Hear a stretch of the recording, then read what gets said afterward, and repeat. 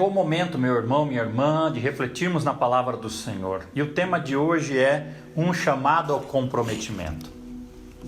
O ano era 1776, quando colonos americanos assinaram seus nomes em um documento radical que mudaria a história do planeta e do mundo. Era a Declaração de Independência dos Estados Unidos. Sabendo que eles provavelmente dariam as suas vidas por terem colocado seus nomes naquele documento. Na última frase do documento está escrito o seguinte texto: em apoio dessa declaração, plenos de firme confiança na proteção da divina providência, e empenhamos mutuamente nossas vidas, nossas fortunas e a nossa sagrada honra. Isso é comprometimento. Eles comprometeram suas vidas, suas fortunas e sua honra. Esse é o poder do comprometimento. É por isso que os Estados Unidos hoje são a nação mais poderosa e influente do mundo. Quero contar mais um exemplo.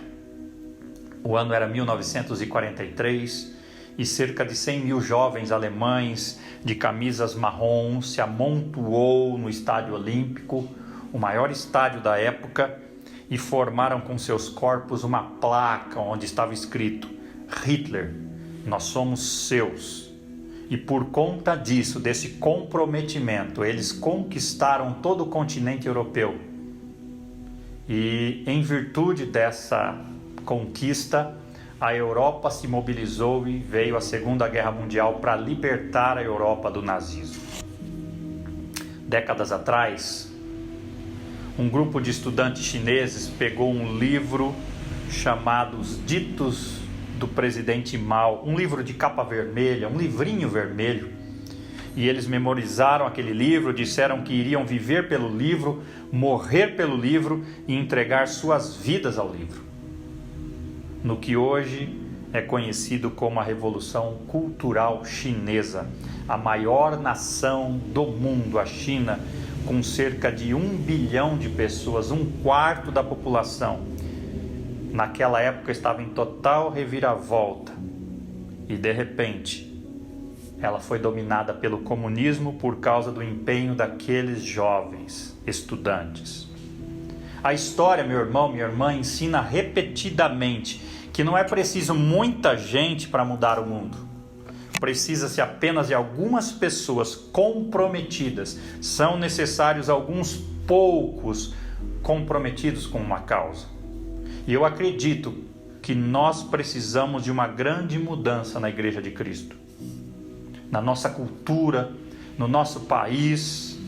Eu acredito piamente que a resposta não virá da política, pois não se faz leis que as pessoas, ou para que as pessoas sejam boas.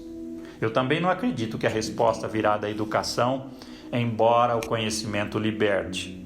Embora seja de fundamental importância, eu não creio que essa mudança ou que essa resposta virá da educação.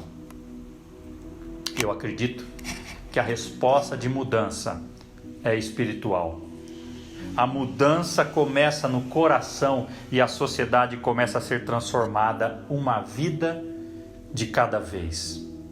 O coração do problema, meu irmão e minha irmã, o coração do problema é um problema do coração. Está aqui dentro. Portanto, eu acredito que há poder de mudança quando algumas pessoas se comprometem com uma causa. É o poder do comprometimento. Temos vários exemplos nas Escrituras, mas o mais forte eu vejo em Jesus. Jesus reuniu 12 homens. Um deles o traiu. E desses poucos homens, ele mudou o mundo. Ele dividiu a história. Homens que se comprometeram. John Wesley, um grande avivalista inglês, ele disse certa vez: dai-me 100 homens que nada temam, senão o pecado, e que nada desejam, senão a Deus, e eu abalarei o mundo. E nós conhecemos a história de Wesley e Whitefield. e outros poucos homens que se comprometeram naquela época e salvaram a Inglaterra da Revolução ou dos efeitos da Revolução Francesa. Houve um grande avivamento na Inglaterra. Hoje eu quero fazer um chamado ao comprometimento. Deus nos faz um chamado a nos comprometermos com Ele. Nada acontece sem um comprometimento. Comprometimento é o que se faz ou o que faz a bola rolar. Comprometimento é o que transforma sonhos em realidade. Há muitos grandes sonhadores no mundo, mas nada acontece até que você acorde do seu sonho e comece a trabalhar. Isso é chamado comprometimento. É transformar a sua indignação em ação. A Bíblia fala muito sobre comprometimento. As Escrituras dizem que Deus está à procura de pessoas para serem usadas por Ele. Deus está procurando pessoas que possam fazer a diferença. Talvez essa pessoa seja você, que podem mudar ou tornar o mundo um lugar melhor. Mas Ele tem um pré-requisito. Segundo Crônicas, capítulo 16, verso 9, diz assim: porque quanto ao Senhor, os seus olhos passam por toda a terra, para mostrar-se forte para com aqueles cujo coração é totalmente dele. Pois os olhos do Senhor estão atentos sobre toda a terra, para fortalecer aqueles que lhe dedicam totalmente o coração. Esse versículo, na versão A Mensagem, diz assim: o Eterno está sempre atento, buscando pessoas inteiramente comprometidas com Ele. Pessoas cujo coração é totalmente dele. Deus está procurando pessoas para usar, mas você tem que estar totalmente comprometido. E o que significa estar totalmente comprometido com Cristo? Significa que nós temos que assumir compromissos com Deus. Significa que devemos viver uma vida com propósitos. Deus tem 5 propósitos para a sua vida. Ele colocou você aqui na terra por 5 razões, por 5 motivos. E se você perder qualquer uma dessas razões, você vai sentir falta de sentido de estar aqui. Eu não sei como você tem vivido. Você tem sentido? Você tem razão de existir? Você entende por que você está aqui? Deus tem esses propósitos para a sua vida, mas Ele não força você a vivê-los. Ele lhe dá uma escolha. E é aí que entram os compromissos que eu quero falar com você. Deus tem 5 propósitos para você. Você deve se comprometer com esses 5 propósitos. Não adianta apenas conhecer esses propósitos, é preciso se comprometer com esses propósitos. Quando você faz isso, você se torna tudo o que Deus quer que você seja. Vejamos então quais são os 5 compromissos que nós temos que assumir para vivermos uma vida que faça diferença. O primeiro compromisso é: eu preciso comprometer a minha vida com Cristo. Você precisa comprometer a sua vida com Cristo. Isso é fundamental. Antes de qualquer coisa, você precisa conhecer a Deus. Antes que qualquer coisa aconteça, você precisa conhecer a Deus. Você foi colocado nesse planeta para conhecer a Deus. Deus quer ser conhecido por você. Ele criou você com essa capacidade de conhecê-lo. Portanto, o primeiro compromisso que eu e você temos que assumir é nos comprometermos ou comprometer as nossas vidas com Cristo. Essa é a questão mais importante da sua vida. Existem 3 grandes questões importantes para as nossas vidas. A primeira delas é a questão da carreira, que faz a seguinte pergunta: como eu vou viver? De que forma eu vou viver? Como é que eu vou me sustentar? A maioria das pessoas acaba descobrindo isso. De uma forma ou de outra, elas conseguem algum tipo de trabalho e seguem a sua carreira. Mas tem uma outra grande questão da nossa vida, que é a questão do casamento. E a pergunta é a seguinte: com quem eu vou viver? Eu vou me casar ou vou ficar solteiro? E se eu decidir me casar, com quem será? A maioria das pessoas resolvem essa questão, ou se casam ou ficam solteiras. Muitos se atrapalham entre essas duas questões, e isso poderá trazer muitos sofrimentos e transtornos. Alguns, nesse afã de fazer o que é certo, confundem patrimônio com matrimônio. No entanto, essas duas questões não são eternas. A questão principal é a terceira. Se você perdê-la, terá implicações eternas, porque o céu e o inferno estão na balança, que é a questão de propósito, ou do propósito. Você precisa saber responder à pergunta: para quem eu vou viver? Para quem eu vou viver? Você vai viver para alguém. Você poderá viver para a aprovação do mundo, para a aprovação do seu chefe, do seu cônjuge, do seu filho, de outra pessoa, ou para si mesmo.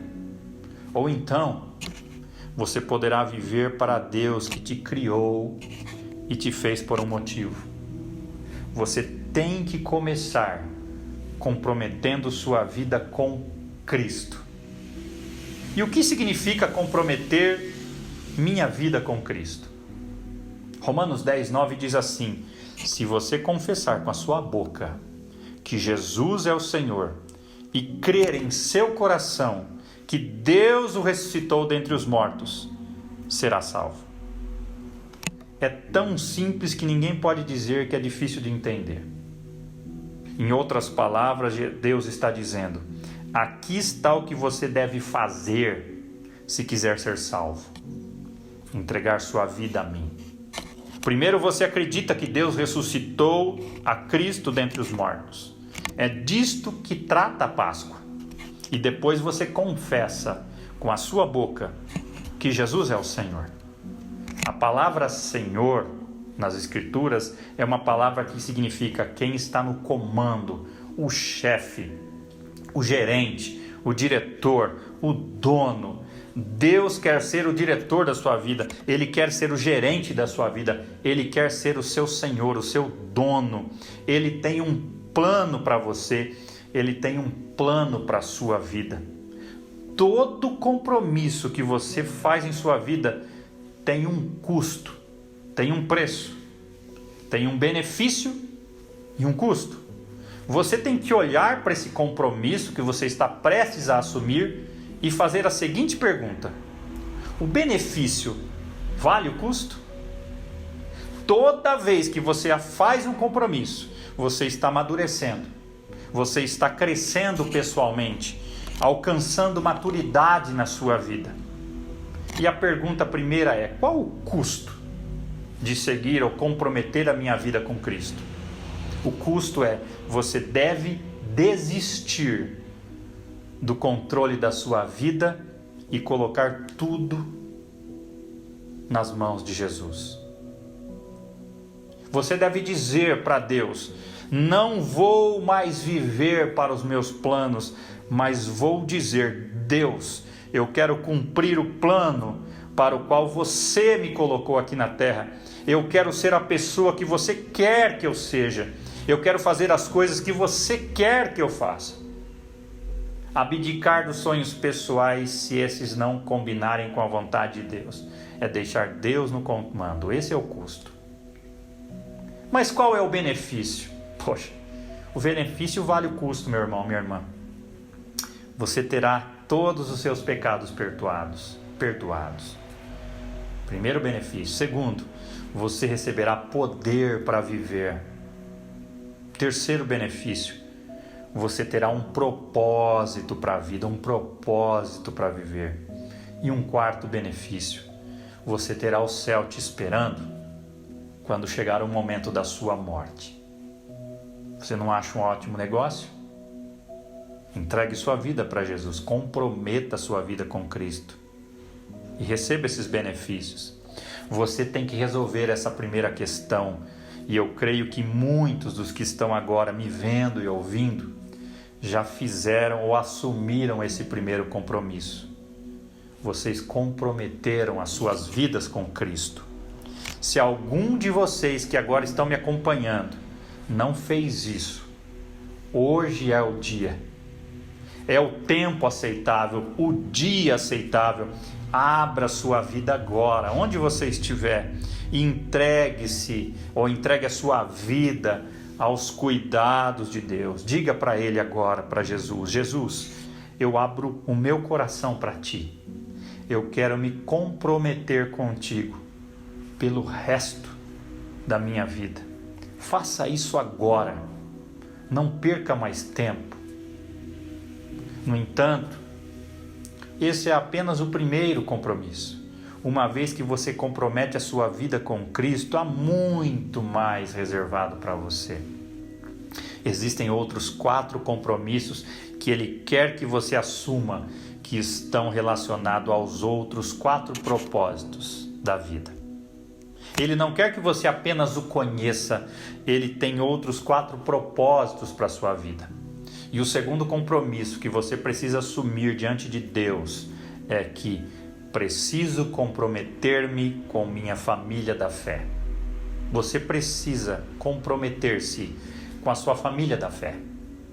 Efésios capítulo 2, versos 19 a 22 diz assim: portanto, vocês já não são estrangeiros nem forasteiros, mas concidadãos dos santos e membros da família de Deus, edificados sobre o fundamento dos apóstolos e dos profetas, tendo Jesus Cristo como pedra angular, no qual todo edifício é ajustado e cresce para tornar-se um santuário santo no Senhor. Nele vocês também estão sendo edificados juntos para se tornarem morada de Deus por seu Espírito. Deus não espera que você passe pela vida sem apoio, sem suporte, sem companhia. Ele nunca quis que você lidasse com todos os seus problemas sozinho. Deus deseja que você tenha suporte, apoio, encorajamento e outras pessoas ao seu redor. Portanto, Ele criou a sua família, a igreja, e Ele te fez para fazer parte dessa família. A Bíblia nos diz que é um privilégio ser parte da igreja. Eu posso dizer pessoalmente do privilégio que é fazer parte da família de Cristo. Em nosso país, graças a Deus, nós temos liberdade de culto, de ir e vir. Mas em muitos países, ir à igreja e se encontrar com outros cristãos é transgredir a lei. Mas confesso que esses irmãos que moram em países de perseguição, eles entendem muito mais o privilégio de fazer parte da família de Deus. Quando você tem o sobrenome de uma família famosa, poderosa, rica, isso te dá muitos privilégios extras. Há privilégios de conhecer a Jesus. O primeiro deles é a honra de podermos fazer parte da família de Deus. Você precisa fazer parte da família de Deus. É um privilégio fazer parte da família de Deus.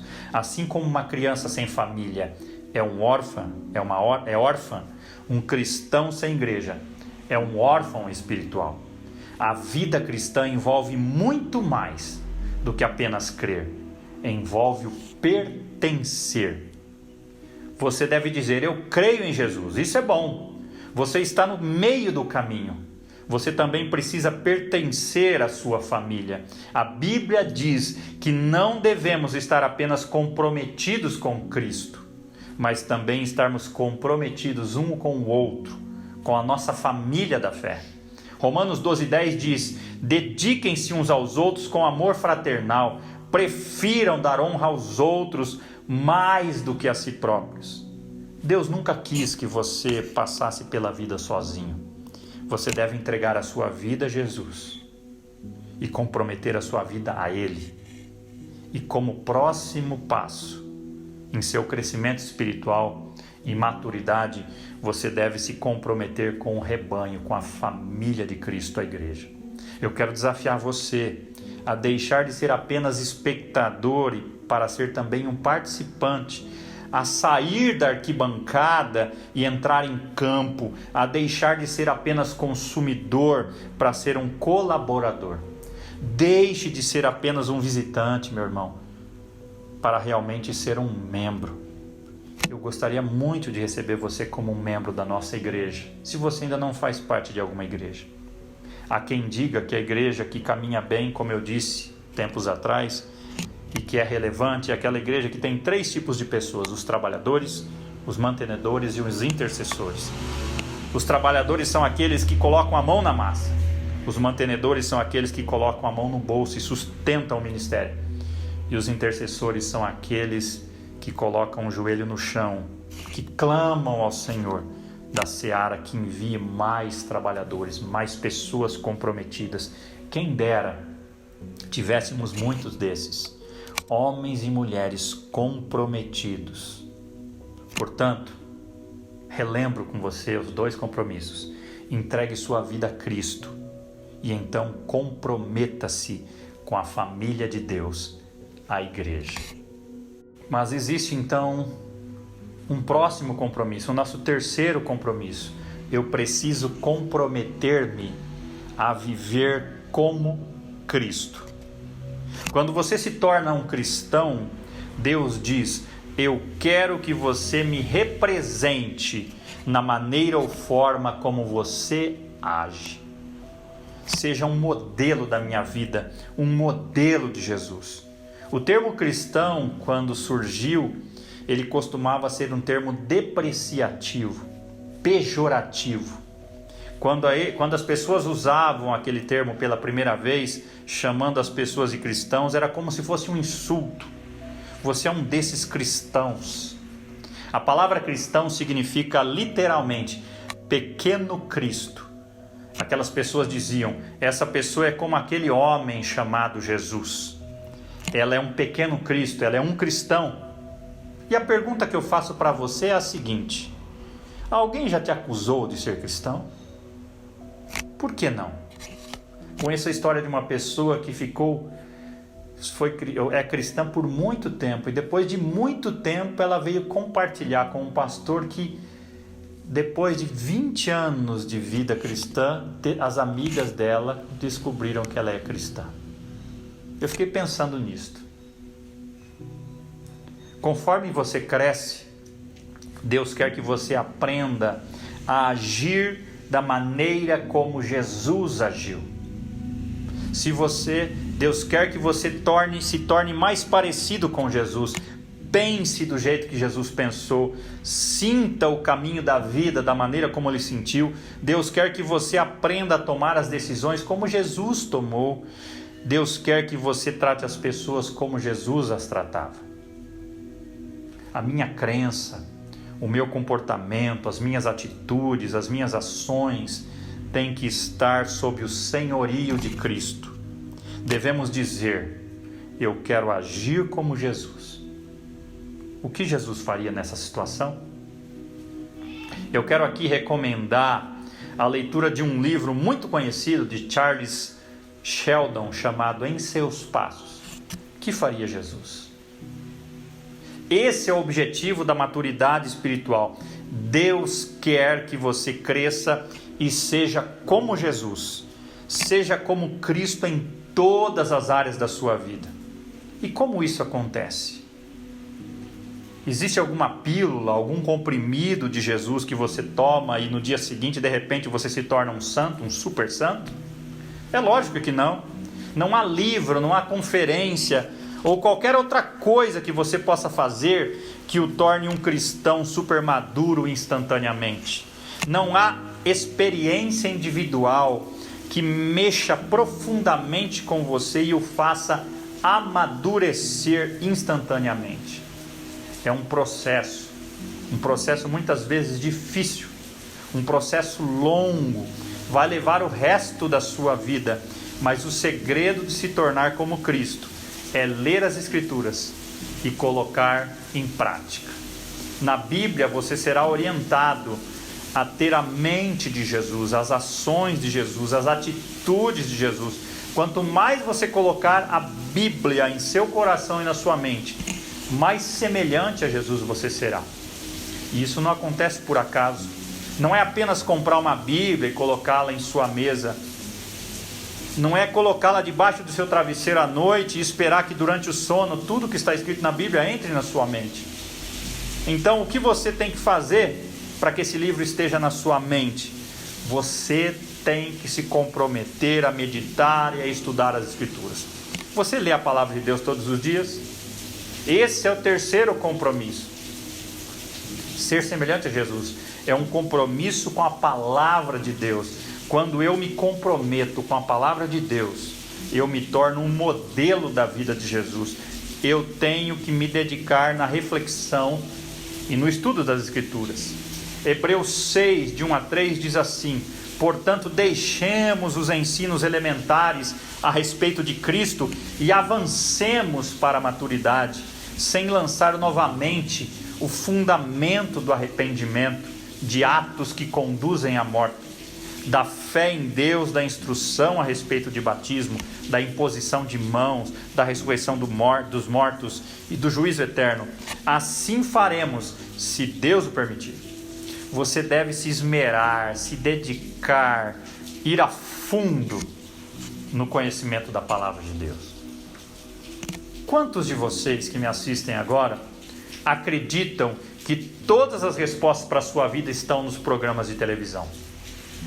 Quantos de vocês acreditam que todas as respostas para a sua vida estão nos jornais? Quantos de vocês acreditam que todas as respostas para a sua vida estão nas redes sociais? Quantos de vocês acreditam que todas as respostas para a sua vida estão na palavra de Deus? Então, por que você e eu, por que nós passamos tanto tempo assistindo e lendo algo em que nós não acreditamos que de fato vai transformar as nossas vidas? Já pensou sobre isso? Quanto tempo nós desperdiçamos da nossa vida? A Bíblia foi escrita para ser seu alimento diário, como eu li esses dias atrás, não apenas para ser a sua sobremesa para ocasiões especiais. Se temos muitos problemas e as respostas estão na Bíblia, por que é que eu assistiria um programa de TV ou acessaria uma rede social? Não faz sentido. É uma perda de tempo. Se eu tiver um problema, eu preciso buscar conhecer a direção e a solução de Deus na Bíblia. Eu preciso descobrir como pensar da maneira que Jesus pensava. A Bíblia diz que uma das marcas da maturidade é ser conhecedor da palavra de Deus. 1 Timóteo 3,9 diz assim: devem se apegar-se ao mistério da fé com a consciência limpa. Se eu desejo ser tudo que Deus quer que eu seja, eu devo entregar a minha vida a Cristo. Em seguida, eu preciso comprometer-me com a família de Deus. E em terceiro, eu preciso dedicar-me, comprometer-me a viver como Jesus viveria, como Jesus faria, a ser as mãos, os pés, os olhos de Jesus. Mas temos um quarto compromisso. Eu preciso comprometer-me a ser um ministro da sua graça. Diga aí comigo: preciso comprometer-me a ser um ministro da sua graça. Deus colocou você nesse planeta e te deu certos dons, habilidades e talentos de propósito. Não foi à toa. Ele espera que você use esses talentos e habilidades para ajudar os outros a tornar o mundo um lugar melhor. Sempre que você usa os seus talentos e as suas habilidades desinteressadamente para ajudar as pessoas ou outras pessoas, sem pensar em alguma recompensa ou remuneração, isso é chamado ministério. Deus te chamou para isso. Todo cristão é chamado para ser um ministro. É o que nós chamamos na teologia de sacerdócio universal dos santos. Você é um ministro de Deus. Um cristão que não é um ministro é uma contradição. Deus não pede que você faça tudo no mundo, mas Ele pede que você faça alguma coisa. Faça a sua parte. Se você deseja conhecer a vontade de Deus para a sua vida, Olhe para a maneira como você foi feito, como você foi criado, como você foi moldado. Olhe para os seus talentos, para as suas habilidades, para os seus desejos do coração, para a sua personalidade, para as suas experiências de vida, para as suas dores, para as suas oportunidades, para a sua formação educacional. Deus não desperdiça nenhuma dessas coisas. O que você tem na mão? No que você é bom? O que você gosta de fazer? Deus quer usar você para ajudar as pessoas no que você é bom e no que você gosta de fazer.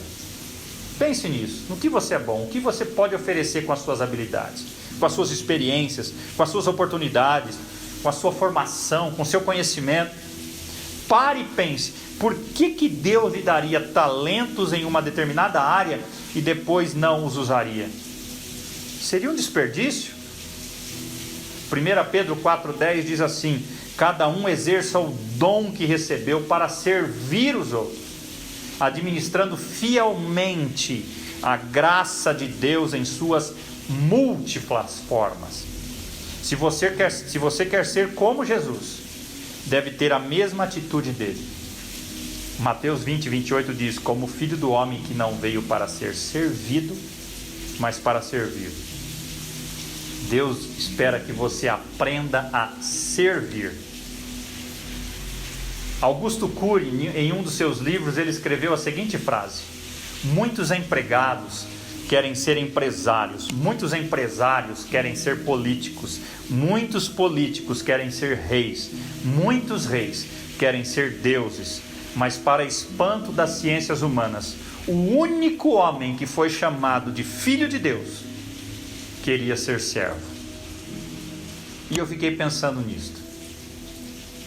Às vezes nós temos tantas ambições e o próprio Filho de Deus veio para servir.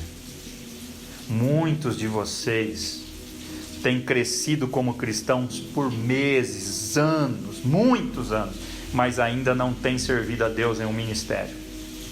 Há um versículo na Bíblia que diz, Hebreus 5,12: embora a essa altura já devessem ser mestres, vocês precisam de alguém que lhes ensine novamente os princípios elementares da palavra de Deus. Estão precisando de leite e não de alimento sólido. Muitos de vocês já poderiam estar envolvidos em algum ministério, servindo a Deus e aos outros de alguma forma com as suas habilidades. Um dia, todos nós estaremos diante de Deus e Ele dirá: o que você fez com a sua vida? Você a fez valer a pena? Você usou seus dons, seus talentos, suas experiências, seu conhecimento para algo além de si mesmo, além dos seus próprios interesses pessoais? Você fez alguma coisa para tornar o mundo em algo ou um lugar melhor?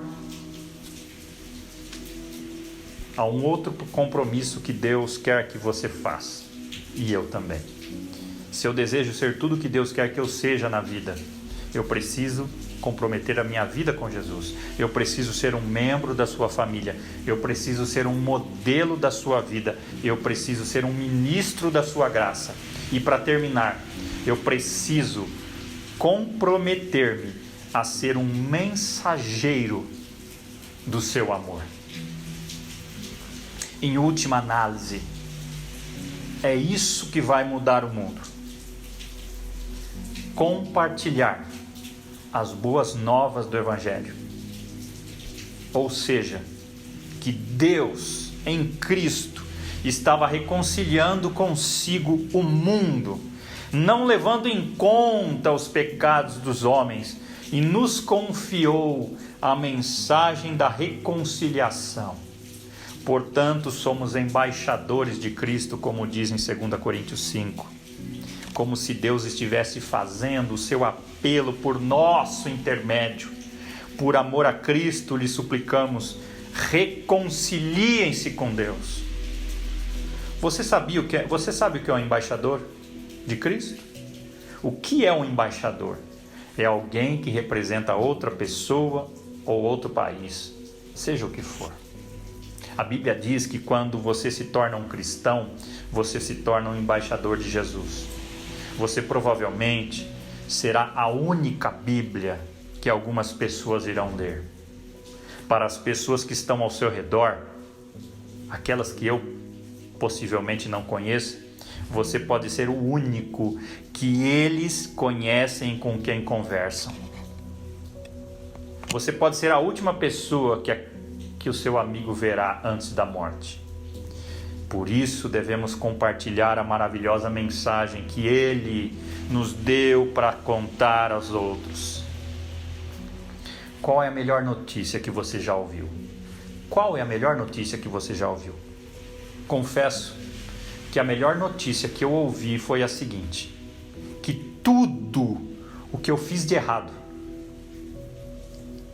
poderia ser completamente perdoado, e que eu não teria que me esforçar para garantir o meu lugar no céu, mas seria um presente gratuito, e tudo que eu tinha que fazer era receber pela fé, entregando a minha vida a Cristo. Essa é a maior e melhor notícia que eu já ouvi. E essa notícia é para você também, e para você compartilhar com outros. O mundo está desesperadamente ansioso para ouvir essa notícia. O mundo está muito mais pronto e desejoso para receber essa notícia do que nós, igreja, estamos dispostos a compartilhá-la. Na maioria das vezes, os cristãos andam como se tivessem algo contagioso. Não querem compartilhar as boas novas, pois podem contaminar os demais. Pensam que são agentes secretos de Cristo. Jesus não chamou agentes secretos. Jesus quer que você confesse-o publicamente diante das pessoas.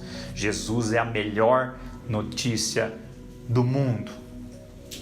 As pessoas precisam saber que os seus pecados podem ser perdoados, que Deus as ama e que Deus tem um plano para as suas vidas, e que o céu é um dom gratuito quando nos abrimos e recebemos o dom de Deus pela fé em Jesus.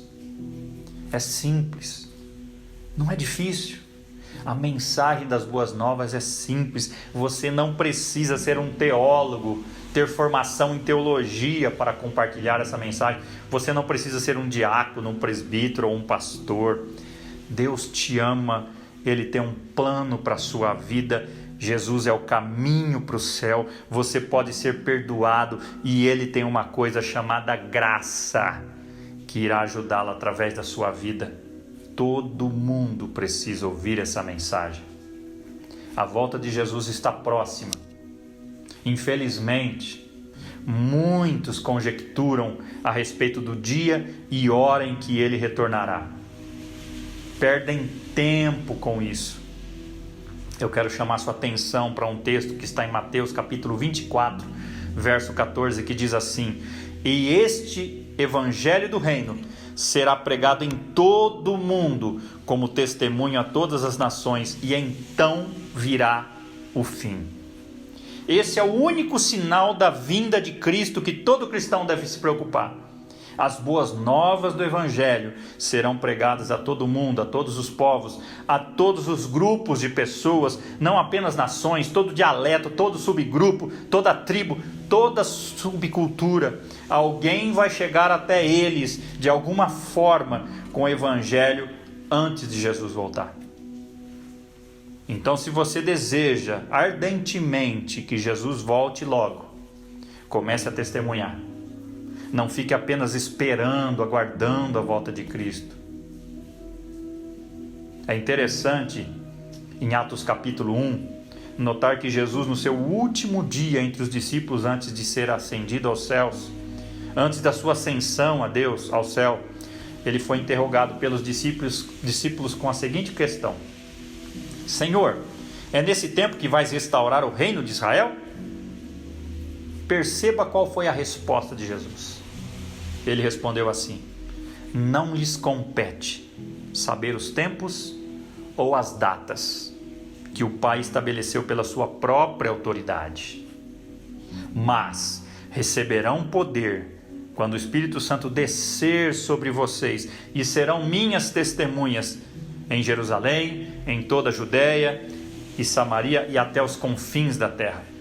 Jesus deixou bem claro que o mais importante a se pensar e fazer é a evangelização, é ser testemunha dele em todos os lugares. A razão pela qual Jesus está esperando para voltar é que nem todos ouviram as boas novas. Lembre-se disso. Toda vez que você fala das boas novas de salvação para alguém e essa pessoa vem para Cristo, você não está apenas ajudando a mudar o mundo, você também está colaborando para que a história dê um passo adiante no seu cumprimento, na sua conclusão. Eu quero convidar você a se tornar um agente de transformação do mundo, assumindo esses 5 compromissos. Você não estará fazendo isso sozinho. O propósito dessa igreja, da IPI de Jandaia do Sul, é ajudá-lo nesses compromissos. Você pode contar comigo. Não tenha medo de assumir esses compromissos, de atender a esse chamado a um comprometimento com Deus e com seu reino. Comprometa a sua vida com Jesus. Renda-se a Ele. Comprometa-se com a família de Deus, a igreja. Faça parte da igreja. Comprometa-se a viver como Cristo, a ser semelhante a Jesus. Comprometa-se a ser um ministro da sua graça, servindo aos outros. Comprometa-se a ser um mensageiro do seu amor, espalhando as boas novas. Que Deus te abençoe em nome de Jesus.